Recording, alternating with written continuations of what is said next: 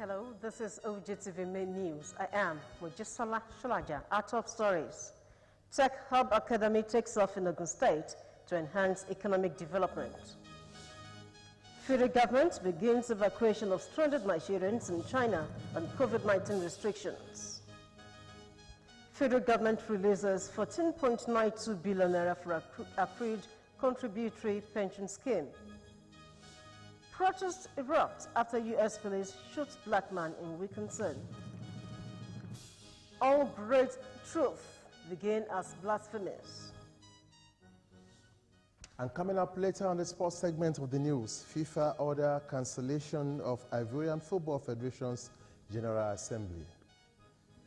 These and many more later on the sports segment. My name, Hakeem Akitunde. You're welcome.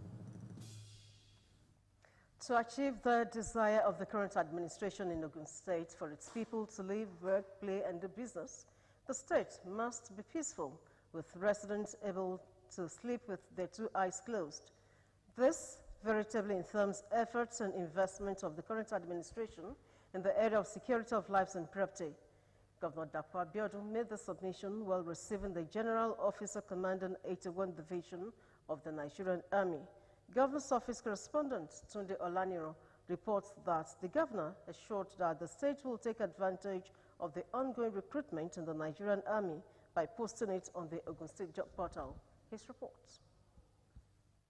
The Nigerian Army is a land branch of the Nigerian Armed Forces and the largest among the armed forces, maintaining the territorial integrity of the nation and securing its borders from violation on land, sea, or air are some of the objectives of the Nigerian Army.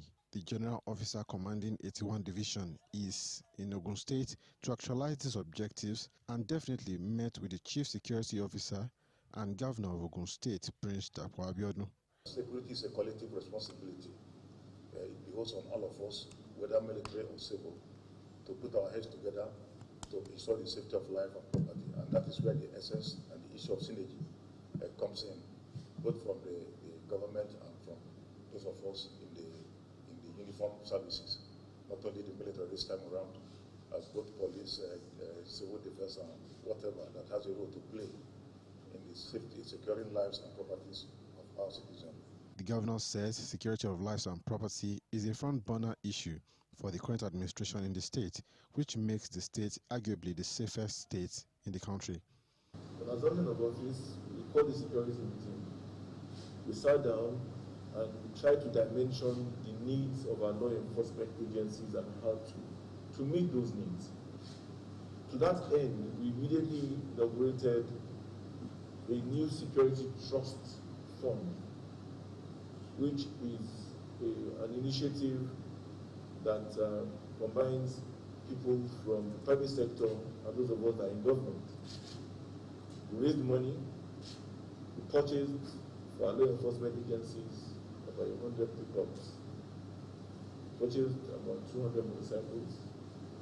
At that time, I recall we were having issues and incidents of kidnapping across the state. We appealed to the presidency, they gave us a helicopter for a period of time, which really assisted us in breaking the back of these kidnappers. And we now invested in telecommunication equipment that will allow all our law enforcement agencies to communicate with each other when there are distress situations. That did not obtain in the state, before we came in. Before we came in, it would require for them to use their cell phones to communicate. So we had to change that. Far-reaching, proactive and systematic steps have been taken since the assumption of office by the governor of Ogun State, promising that his administration will continue to ensure that residents of the state continue to sleep with their two eyes closed. I'm glad you mentioned the issue of the recruitment. We really see how to ensure that we take advantage of that. We also have a job portal in Ogun State, which is the Ogun State Job Portal. That has been very successful. When we came into office, we wanted to also dimension how many people we have that are either underemployed or unemployed. And that job portal allowed us to properly dimension that. Within a few weeks, we were able to establish that we had over 150,000 people that were either underemployed or unemployed. And we'll still be able to direct them in different areas. We even have industries in Ogun State posting their job availability on our portal, so it allows our people to take advantage of those job opportunities. So we'll ensure that this information is passed on to my special advisor on youth empowerment and job creation, so that they can post this on our portal so that people can.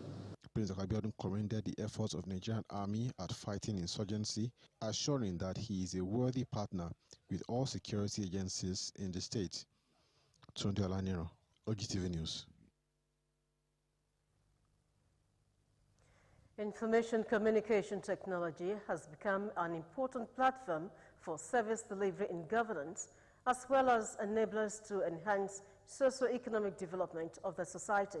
Secretary to the Ogun State Government, Mr. Tokunbo Talabi, stated this during the launching of Oguntech Hub Academy and Capacity Building Training for Civil Servants, organized by the Bureau of Information Technology, held at Oguntech Hub, Kobakwe Road, Abeokuta. Dignitaries in attendance are the Chief of Staff to the State Governor, Alhaji Shuaib Salis, and the State Head of Service, Alhaja Salimot Otun. Yusuf Ganiu reports. The launching of Oguntech Hub Academy and Capacity Building Training for Civil Servants in the state is an initiative to put technological development on the right pedestrian for effective service delivery. Secretary to the State Government, Mr. Tokunbo Talabi, and Chief of Staff to the Governor, Alhaji Shuaib Salis, reflect that the training is very apt, considering the importance of ICT in all aspects of the modern society, adding that the current administration in the state will continue to prioritize initiatives to drive all sectors of the economy. It is clear that our lives has to depend on technology now. Any successful administration, any successful venture now that does not have an ICT input is not likely to be successful. So this, for me, it's a remarkable event, and I want to commend those who thought this together, and I also want to thank Cisco for supporting us in doing this. The civil service is the core engine for implementation. Without a civil service that has the skills and the competencies to deliver the 21st century, and ICT is very essential and central to that. Today's event is a demonstration of the commitment of the administration to retool and recreate the civil service. While speaking on ICT, a tool for smarter civil service, the State Head of Service, Alhaja Salimot Otun, reiterates that with the global pandemic, ICT has remained a key factor driving every sector of the economy globally. The significance, relevance, and purpose of this training will surely give rise to an in-depth and pragmatic analysis of resources at our disposal. I am optimistic that the training will have positive and proactive impact on our public service. The State Director of ICT, Mrs. Olatudun Adekunte, speaks on the motive of Oguntech Hub Academy. Is to engage the people of Ogun State and even beyond Ogun State in training, in capacity building, introducing them to new trends in ICT and giving them different kinds of training that will make the people of Ogun State to be able to have what it takes to have the knowledge of information technology. Goodwill messages were also received from co-partners, while presentation of certificates to participants wrapped up the event. Yusuf Ganiyu, Ogtv News.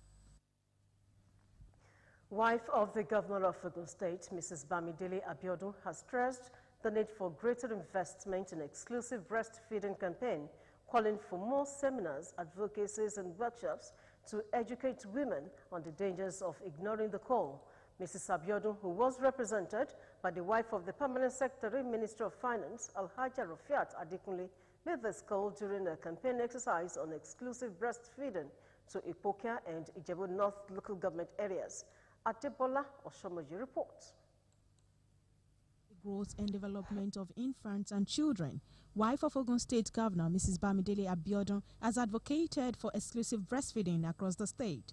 When the mother does not position the baby well and she herself is not positioned very well, the mother will not be able to breastfeed as expected because he's not going to feel comfortable. Likewise, the baby. We are emphasizing that when you want to give a child a breast milk, let us start early. Immediately we give back. Mrs. Abiodun, who spoke through the wife of the Commissioner for Finance, Alhaja Rofiat Adekunle, calls for collective effort in producing an optimal health for the infant and children. Together, through commitment, concerted action and collaborations, we can ensure that every mother has access to skilled breastfeeding counseling, empowering her to give her baby the best possible start in life. The Ogun State government has also invested resources in ensuring that exclusive breastfeeding is promoted through training and retraining of healthcare practitioners on nutritional counseling, which is essential to exclusive breastfeeding despite the lockdown occasioned by the COVID-19 pandemic. Earlier in his address, Chairman Caretaker Committee, Ijebu North Local Government, Mr. Yekin Jayola, commended Mrs. Abiodun for continually supporting policies geared towards promoting breastfeeding in the state. He noted that her initiative was the manifestation of her commitment to improving the health condition of the public, especially women, children, and youth. Adebola Oshomuji, Ogtv News. Ogun State House of Assembly Committee on Public Accounts and Anti-Corruption has examined the 2018-2019 audit report of the State Environmental Protection Agency, OGEPA, with a directive to the agency to present more supportive documents reflecting the inflow and outflow of funds in the period under review. Chairman of the committee, Honorable Musafiu Lamidi, gave the directive, while the Permanent Secretary, Minister of Environment, Mr. Razak Ojetola, led other management staff of the agency to appear before the committee at the Assembly Complex, Okimoson, Abeokuta. Honorable Lamidi, in company of other lawmakers, urged the management team to address all issues raised in the audit report, especially on the payment of insurance premium, as well as updating of fixed asset register for the agency.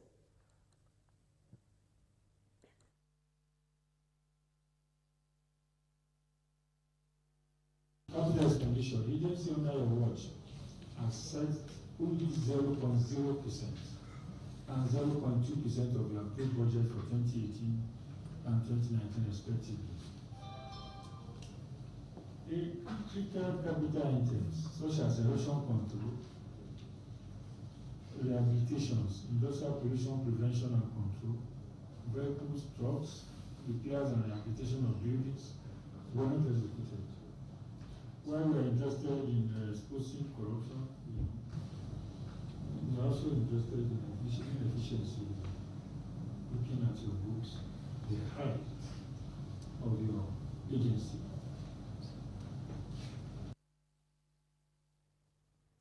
The chairman and other lawmakers enjoined the financial officers to ensure the provision of relevant documents to support all cost lines identified in the agency's account records, with a view to promoting accountability and transparency in the agency's activities.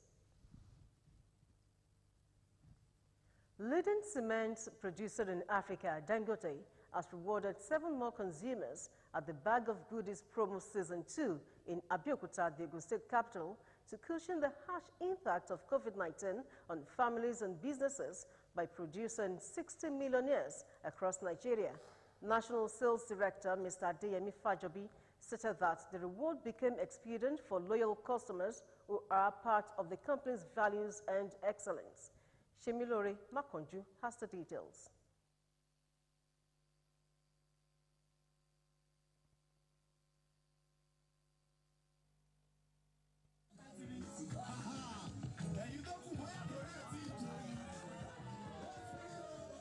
As part of its corporate social responsibility, Dangote Cement, through the dedication of its consumers, came with rewards at the Bag of Goodies spelled Dangote and Be a Millionaire promo. National Sales Director of Dangote Cement, Adeyemi Fajobi, states that the company is propelled to reward its consumers, especially during this critical period. Well, the top prize, which is the million naira, we'll be giving that to 1,000 Nigerians. And in this promo, there are all other instant winnings, like the tricycle, the television, the refrigerator, cash, recharge cards, and what we call Dangote Goodies Pack, that has all the product that Dangote's industries is manufacturing. Other representatives reiterate that the company is changing the narrative with its diverse products by making its consumers millionaires. Who else in the industry has consumers at heart the way we do at Dangote Cement PLC? There's nobody. If we look at the industry, prior to the season 1 of this promotion, there's no consumer promotion that was national. I'm so happy. I rejoice with the winners, because when you look at the state of the economy of the country, you just discover that it has not been so well with majority of our Nigerian citizens. When I check some of these people's alerts, I can see some does not even have up to 200 naira in their alert, and 1 million naira was just added to them. Some of you could see the level of poverty in the country. The winners of the Spell Dangote and Be a Millionaire promo appreciate the gesture. Nobody believes, even I personally never believe this is existing. Though we have seen a lot of cards on the cement bags, and we have seen different foodstuff material. I even dropped some on the floor because I never believe it is real. But all thanks to Dangote. Dangote cement industry has made provision for 1,000 customers, with 70 emerging winners so far across the country. Shemilori, Makonju, Ogtv News. And still to come, NAF commences free medical services to victims of southern Kaduna attacks. More news and reports in a short while.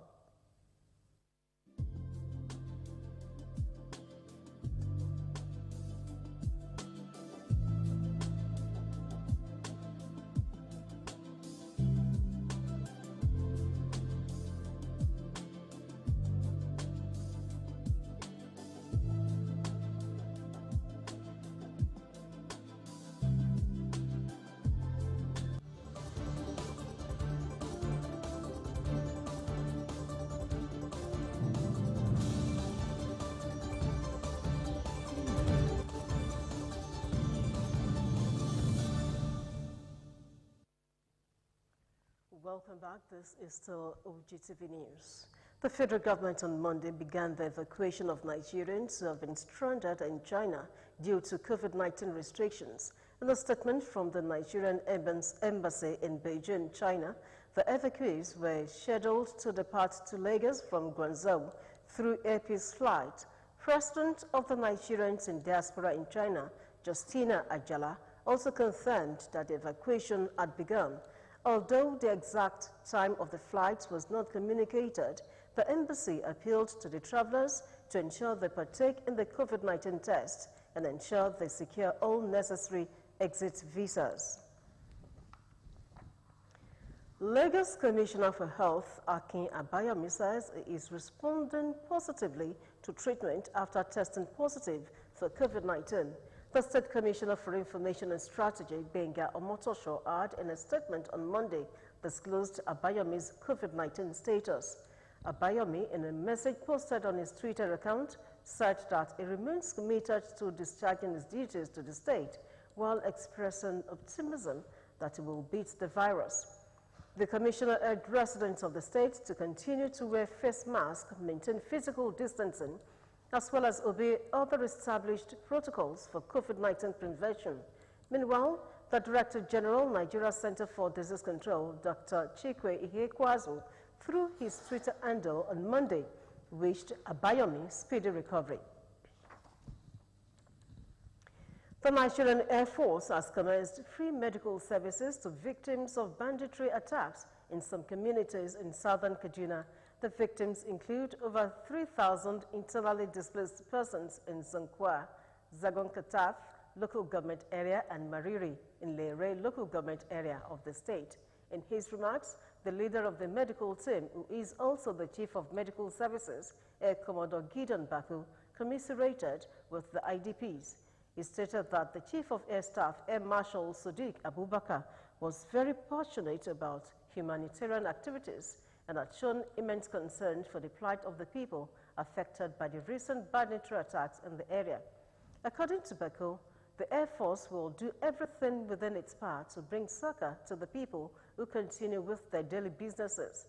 It therefore appealed for the cooperation of the people. The Senate on Monday queried the unprofitable relationship between the state-owned Nigerian Television Authority and the Chinese pay TV, StarTimes, calling for a review of its terms of engagement. The Senate's position was predicated upon revelations that after 11 years of partnership between the NTA and StarTimes, the relationship has not recorded any profit but losses. The Senate wonders how this could be possible in spite of huge funding to the tune of 10 billion naira on the NTA by the federal government. Co-chairman, Senate Committee on Finance and National Planning, Senator Solomon Adiola and Senator Ayo Akinyele-Roy expressed their displeasure over the report by the Director General of the NTA, Malam Muhammad Ibn Yakubu, who said the relationship between them was not productive. Minister of Information and Culture, Haji Lai Mohammed, says the ongoing rehabilitation of the radio house in Garki, Abuja, will be completed and commissioned in weeks. The minister gave the assurance on Monday in Abuja after an inspection of the 449 million naira rehabilitation project in company with the Permanent Secretary of the Ministry, Ms. Grace Gepe, other management members of staff, and the contractor. Mohammed noted that it was the first time in the 33 years life of the edifice that any substantial rehabilitation works have been carried out on the structure. The radio house is the headquarters of the Federal Radio Corporation of Nigeria and equally housed the office of many past information ministers. Mohammed said the project, which was meant to last for 12 weeks, has been delayed due to the advent of COVID-19. He said the scope of the works included the rehabilitation of the entire edifice, the lift, cooling system, water, sanitation, and toilet system, among others. The tallest building in Garki district, the radio house, located in the Area 11 sector, houses the Federal Ministry of Information and Communications, the Federal Radio Corporation of Nigeria, and the Voice of Nigeria. Professor Folashade Ogunshola has secured the highest number of votes in the election held by members of the University of Lagos Senate to choose an acting Vice-Chancellor. She was the Deputy Vice-Chancellor, Development Services at UNILAG before her emergence. With her emergence, Ogunshola broke UNILAG's 58-year record by becoming the first female to be appointed as an acting Vice-Chancellor since the institution was founded in 1962. Ogunshola's nomination took place on Monday during a Senate meeting attended by 167 professors.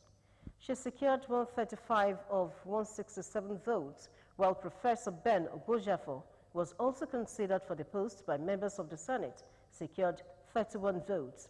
One void vote was, however, recorded. Chairman of the Senate Emergency Committee, Professor Chioma Agoma, also announced the results to journalists after the election. Folashade Tolulope Ogunshola was born in 1958. She was a professor of medical microbiology who specializes in disease control, particularly HIV/AIDS. Ogunshola was also an ex-provost of the College of Medicine, University of Lagos, and he is reputed as being the first woman to occupy the position. The Chief of the Army Staff, Lieutenant General Tukur Buratai, directs troops to be dynamic in the strategies as the hunt for the remnants of Boko Haram terrorists reaches the final stage. Tukur Buratai gave the directives while addressing troops at the Nigerian Army Super Camp 3 in Borno State. Super Camp 3 entails a fortified troops location with variety of platforms and highly mobile special forces of the Nigerian Army, who has been on the operational tour of units and formations in the northwest and northeast to appraise the troops' deployment and operations. Operation of this nature must continuously be evolved. While commending the troops for their successes recorded, Buratai charged them to sniff out criminals from their hideouts. Operations will be driven from what we have gotten from the intelligence corps. Our operations have been decided or guided by the same intelligence corps, but we are going to do more this time around. We should brace up for the final phase, and I expect you to get going. Is that clear? Yes. The Army Chief also inaugurated the access road constructed by the Nigerian Army engineers. This is to enhance rapid and aggressive response to threats. The Department of State Services said 2 of its operatives were on Sunday killed by members of the indigenous peoples of Biafra, IPOB, at Emene in Enugu State. Several other people were also feared killed following a bloody clash involving members of IPOB and operatives of DSS at Emene. The secret police said its patrol team was attacked by members of the organization, leading to the death of the operatives. A statement issued by DSS said the 2 personnel died in what was clearly an unprovoked violent attack launched by IPOB on the team. The security agency has therefore vowed to track the perpetrators and bring them to justice. It added that all measures have been put in place to ensure that the killers and everyone involved in the dastardly act are promptly apprehended and brought to justice. The SS also reaffirmed its commitment to work with other security agencies to maintain public safety and order, urging law-abiding citizens and residents to go about their normal businesses without fear. Enugu State Police Command was yet to officially respond to the situation, as the spokesman, Mr. Daniel Ndokwe, could not be reached. Lack of proper parentage, focus on material possession, and lack of adequate punitive measures to deal with deviant behaviors have been blamed for the rising cases of moral decadence and social vices in the society. This was the view of respondents who spoke with Ogtv News on the high level of moral decadence and vices in the society today and how to bring it down. Matthew Shomi reports. Hardly will a day pass by without the news reporting cases of crime or criminal activities, and more often than not, the youths are found at the center of it, which has now become a thing of concern that the society must find solution to in order not to put the future in jeopardy. General collapse of morals, increase in antisocial behaviors, and social vices were identified as the root cause of high spate of crimes and criminal activities. When we were growing up, the most important treasure we have is the name of our family. It's the greatest treasure we have, and we do anything to make sure that that name is kept intact. But you find out now that because of the syndrome that is now pervading everywhere, this monetary thing, and you start judging somebody's acceptability by the amount of money he has or by the... Gone are the days when the children will have the fear of their parents, that my parents are coming, and you see them shivering, and you see these children, by the time they are in the school, mere mentioning the name of a teacher will send jitters into their hearts. We have peer pressure, we have negligence by the parents, we have loss of moral values in our society. It's very challenging today in our society that we have people with wealth that they cannot explain the source of their wealth. The call for value reorientation, inculcation of culture and tradition of the people, and proper parenting, which are some of the things lacking in the society today. You don't have cane at home again to beat your children. We believe that, yes, punishments at times, they will believe you are being too hard on the children. We are adrift in the sense that we seem to copy the Western world. That is not our tradition. But we are adrift because we are not doing all those things again. Now, once we know where we are falling, then it becomes a lot easier, to take it from there. Once we know that the major issue is the decline in the value system, the government and the people of this country, especially the parents, have got to go back to that value system. There are some parents, even up till today, the discipline in their homes is so high to the extent that when they see anything, any strange thing, foreign thing, that they know they did not buy for their child, when they sit with their child, or or with their child or any of their children, they will ask, they will continue probing. The hinges of justice in any society must stand between reward and punishment. While good behaviors are applauded, deviant behaviors must be punished, as this is one of the ways out of the problem. Matthew Showme, Ogtv News. Still to come, federal government to establish oil and gas facility in Akwa Ibom. This and some business news after this break.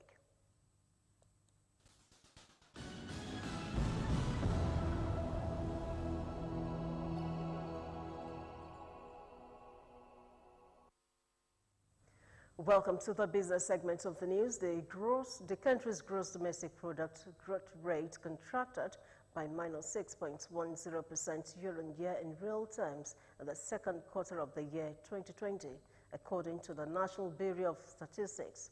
The decline ends the three-year trend of low but positive real growth rate recorded since the 2016-2017 recession, the statistical agency said on Monday.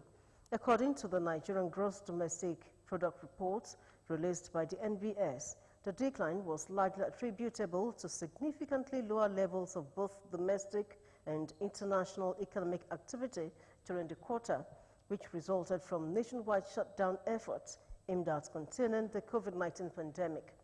The NBS said that domestic efforts ranged from initial restrictions of human and vehicular movement implemented in only a few states to a nationwide curfew, bans on domestic and international travel, closure of schools and markets, which affected both local and international trade.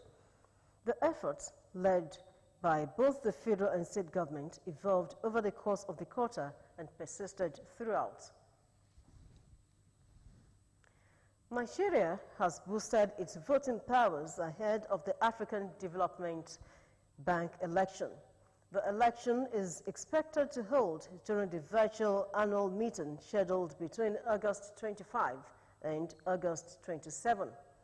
Nigeria has almost doubled its voting rights in the African Development Bank to 16.8%. By doubling its rights, Nigeria reaffirms its position as the biggest rights holder, followed by non-regional members, Germany with 7.4% and the US with 5.5%. This is as Nigeria's Akinwumi Additional is seeking re-election as the bank's president for another 5-year term. The federal government says it has released 14.92 billion naira for the payment of accrued rights for retirees under the contributory pension scheme. The National Pension Commission, head of corporate communications, Mr. Peter Agawa, made this known in a statement in Abuja on Monday. This amount, according to the statement, will cover 4 months' arrears. It said that the accrued pension rights represent an employee's benefit for the past year's service up to June 2004, when the Pension Reform Act birthed. Agawa said the Commission commends the efforts of the federal government for ensuring that the accrued rights arrears were cleared. He also thanked the affected retirees of the Treasury-funded agencies for their patience. As predicted by stakeholders in the agricultural sector, the COVID-19 pandemic has become a threat to not just Nigerian culture, but to the global food supply. In the early stage of lockdown, as a measure to contain the spread of COVID-19, stakeholders raised alarm over the looming food crisis if proper steps were not taken to get farmers back to the farm. Following the fallout of the COVID-19 lockdown, the Economic Community of West African States, in conjunction with its donors and financial partners, freely donated 3.99 metric tons worth of cereals as humanitarian assistance to support the most vulnerable populations towards mitigating the effect of COVID-19 pandemic in Nigeria. The donations by ECOWAS was received on behalf of the federal government by the Minister of State for Agriculture and Rural Development, Honorable Mustafa Bashiru. It will be recalled that the Director General, the Food and Agriculture Organization of the United Nations, called for immediate actions to minimize disruption to food supply chains following the lockdown. Shareholders on Monday called for collaboration of capital markets operation involved in the e-dividend value chain to tackle the high rate unclaimed dividends in the market. The shareholders urged all players in the value chain to play their part in driving the initiative effectively. The e-dividend is the payment of dividend due to a shareholder through a direct credit into his or her nominated bank account, rather than the issuance of check or warrants. They lamented that some investors still find their names under the unclaimed dividend initiative meant to improve capital market activities. The shareholders stressed the need for regular updates of unclaimed dividends data by registrars and quoted companies to avoid misinformation. The federal government has approved the establishment of an oil and gas logistics facility in Akwa Ibom State.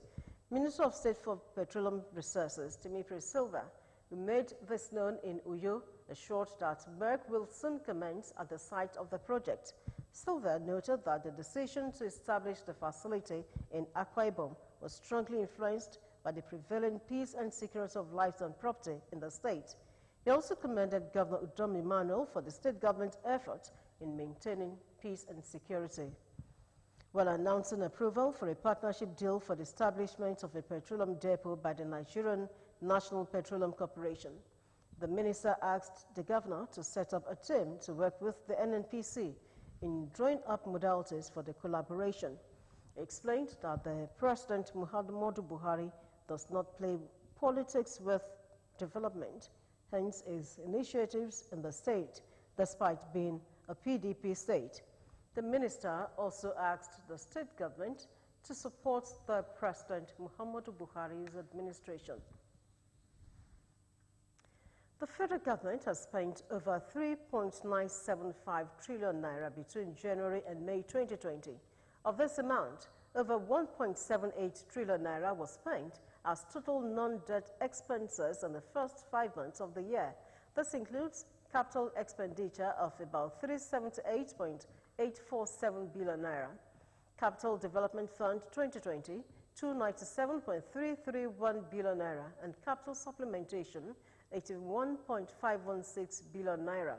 The federal government borrowed 919.986 billion naira from domestic market and spent 1.198 trillion naira on debt servicing. The Nigerian National Petroleum Corporation, NNPC, has announced that it made $4.6 billion as total crude oil and gas export receipt from June 2019 to June 2020. It also stated that the total crude oil and gas export receipt of $378.42 million was posted in June 2020, as against the $133.16 million recorded in May 2020. It attributed the marked improvement in revenue earnings to the ease of the COVID-19 pandemic global lockdown and the subsequent increase in demand and firmer prices for the crude oil in the international market.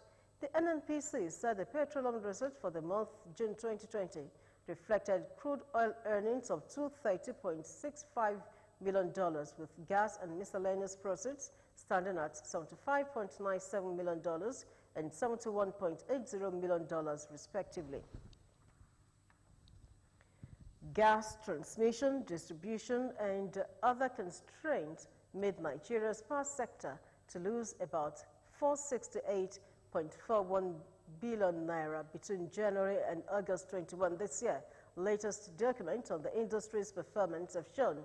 Also, the constraints on the sector stalled the production of a total of 33,122 megawatts of power during the about 8-month period.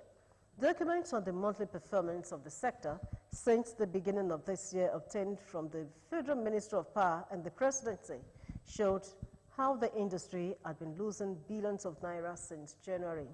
Further analysis of the documents showed that the constraints limited the generation of huge quantum of power on a monthly basis. Protests erupt after U.S. police shoot black man in Wisconsin, USA. Join us for more on The World Today.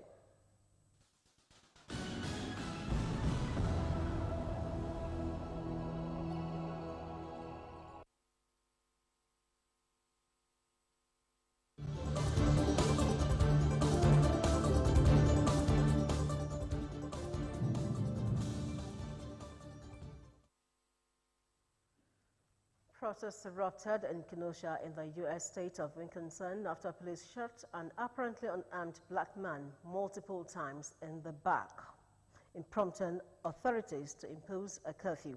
Details in The World Today. Police in Belarus have detained two senior opposition figures a day after more than 100,000 people rallied against President Alexander Lukashenko. They were picked up outside the Minsk tractor factory, where staff are involved in an anti-Lukashenko strike. The pair are on a coordination council set up by exiled opposition leader Svetlana Tikhanovskaya. She is in Lithuania, which is now in a diplomatic row with Belarus. Lithuania's foreign ministry says it summoned the Belarus ambassador on Monday to protest over a violation of its airspace.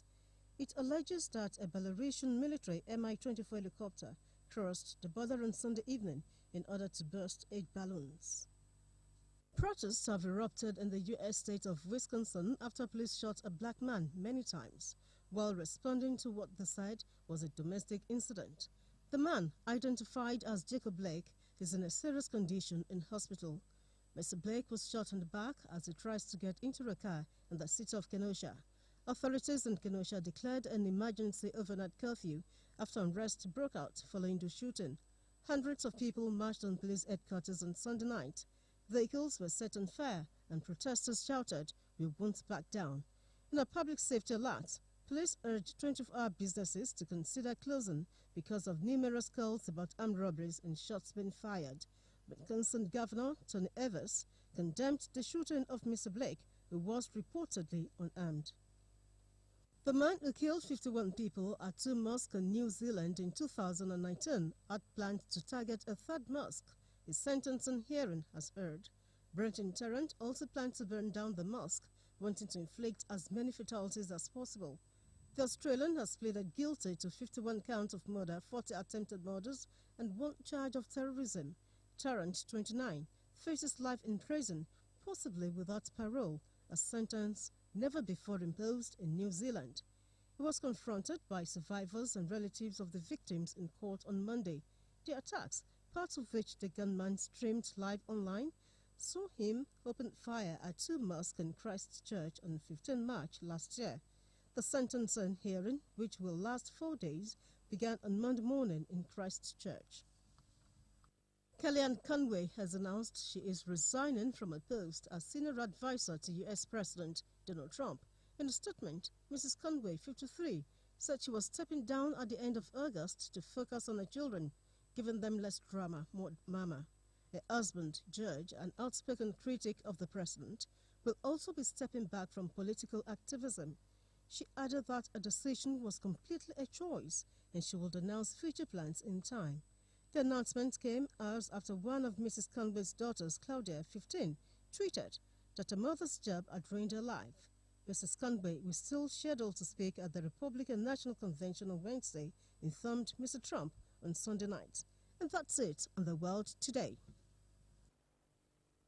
That was The World Today. Hakim Akitunde is standing by for latest sport news.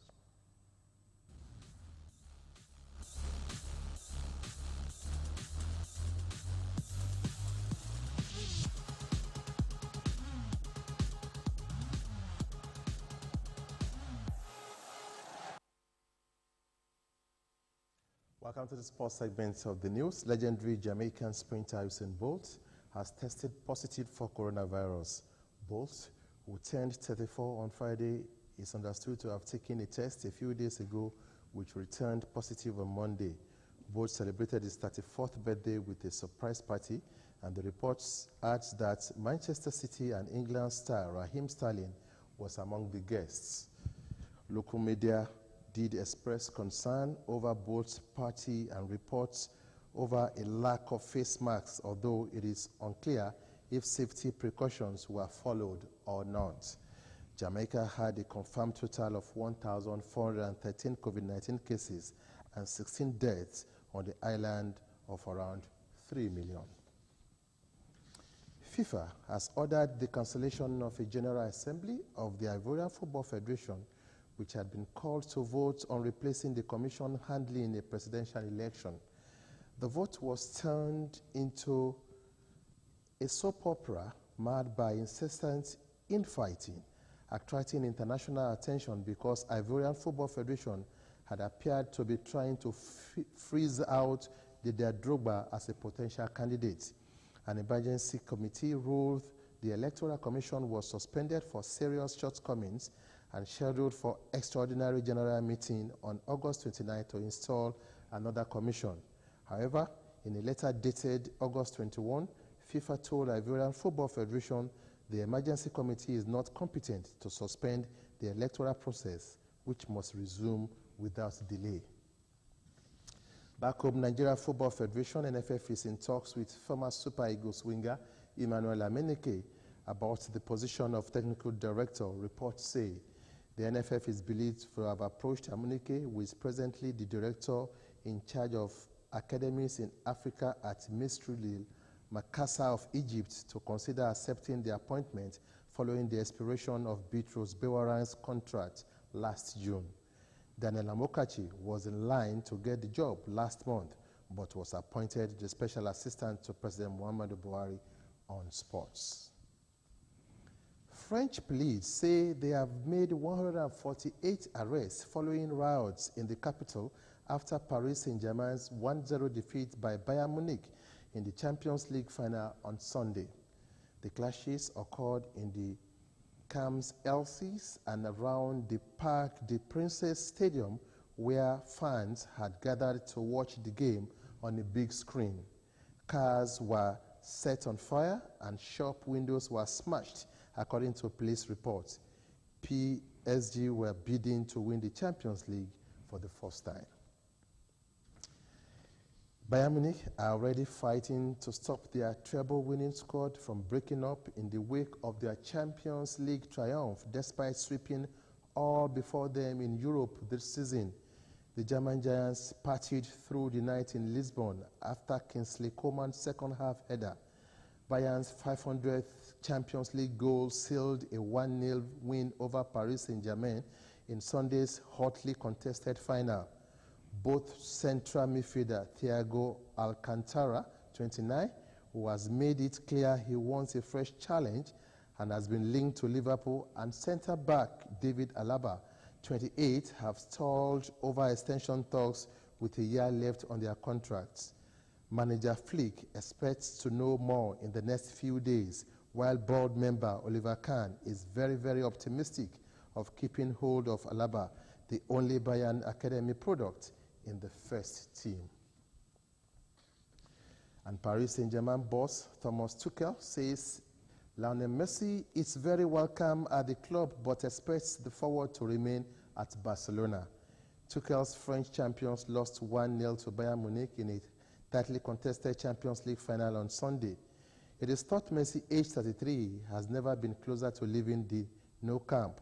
The Spanish Giants' season ended in humiliating 8-2 Champions League quarter-final defeat by Bayern. Messi is Barcelona's all-time top scorer with 634 goals in 731 games and has won 4 Champions Leagues, 10 La Liga titles, and 6 Ballon d'Or. Qatari-owned PSG are among the few clubs in world football with the financial capacity to meet its buyout clause of 700 million euros. Manchester City chairman Haldon Al-Mubarak says he holds no grudges against UEFA. European football's governing body gave City a 2-year ban from their club competitions in February over fair play regulations. That ban was overturned by the Court of Arbitration for Sports last month. Boss Pep Guardiola said in July City deserved an apology, but Haldon said life is too short to carry grudges. And on last note, Dallas Mavericks guard Luka Doncic became the youngest player in NBA playoff history to make a 40-point triple-double as he hit a buzzer beater against the Los Angeles Clippers. Doncic's 43 points helped the Mavericks win 135-133 to level the series.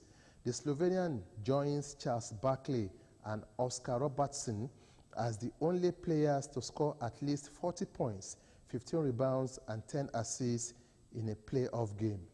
A triple-double is achieved when a player records a double-digit total in 3 of the following categories: points, total rebounds, assists, steals, and blocks. Thanks for watching. That was Sports Update. Hand over back to Moji for the rest of the bulletin.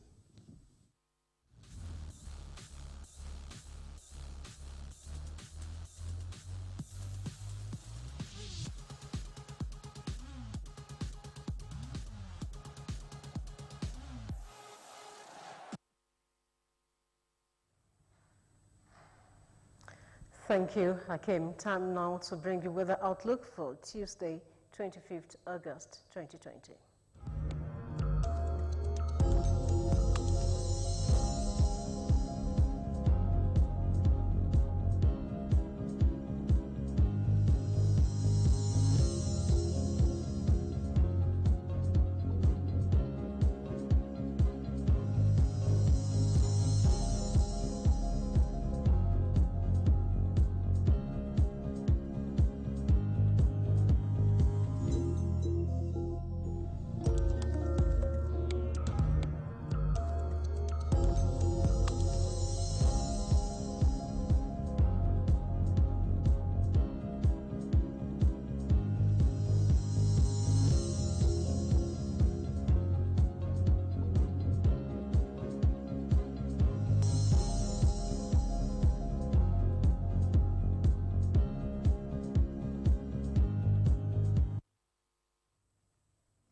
Judge Bernard Shaw says, and I quote, "All great truth begin as blasphemous."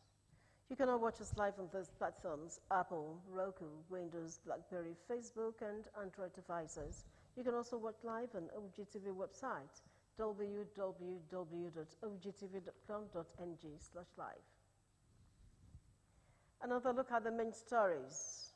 Tech Hub Academy has taken off in Ogun State to enhance economic development. Federal government began evacuation of stranded Nigerians in China on COVID-19 restrictions. The federal government has released 14.92 billion naira for accrued contributory pension scheme. Protest erupted after U.S. police shot black man in Bickenson. FIFA has ordered cancellation of Ivorian Football Federation's General Assembly. We have come to the end of Ogtv News. We thank you for watching. Goodbye.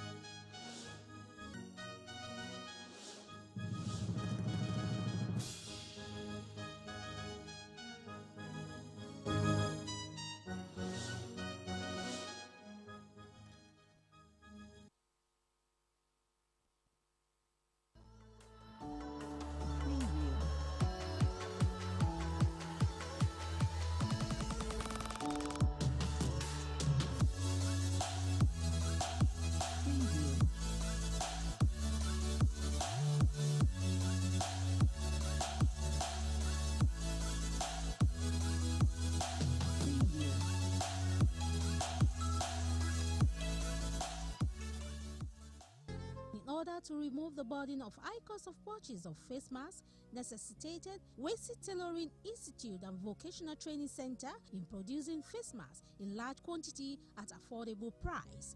Wesi